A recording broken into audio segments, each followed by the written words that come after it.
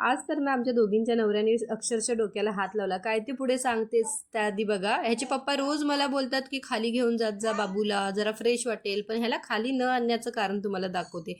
इकडे 2-3 मांजरी आहेत. ह्याच्या मागे ना एवढं धावावं लागतं ना की डायरेक्ट असं पकडायला जातो, शेपटी खेचायला जातो. त्या आहे मार्गशीर्ष मधला शेवटचा गुरुवार. त्यासाठीच आता सगळं सामान घ्यायला आम्ही मार्केटला निघालो. आमच्या बाजूच्या आणि मी असं आमचं जायचं ठरलं.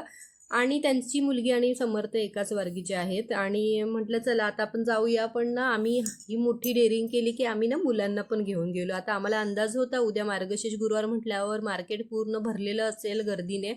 पण आता ऑप्शन पण नव्हता की आपण पाठीमागे कोणाकडे ठेवून येऊ, म्हणूनच घेऊन आलो होतो.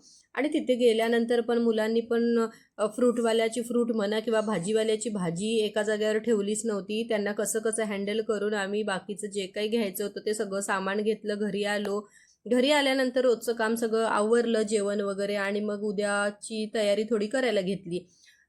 तयारी म्हणजे काय की उद्याची सगळी भांडी थोडीशी मी घासून ठेवते आदल्या दिवशी, पितळ्याची वगैरे जी असतात ती. आणि किचन ओटा आणि हे सगळं तर आपलं हे रोजचंच असतं, ह्यात काय नवीन असं काहीच नाही.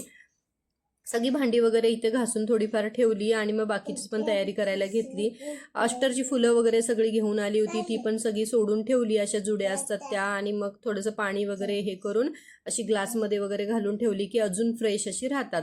तर ही फुलं ना एवढी फ्रेश आली होती आज बाजारात, आणि तेवढी महाग पण होती. पण काय करणार, शेवटचा गुरुवार माहिती आहे त्यांना, त्यामुळे ती तेवढी जास्त अशी म्हणेल तशी घेतात, म्हणून तेवढ्या प्राईजला लावतात. तर तुम्हाला हा आवडत ब्लॉग असतील कसा तर वाटला चॅनलला मला नक्की नक्की सांगा. सबस्क्राईब करा. बाय. बाय.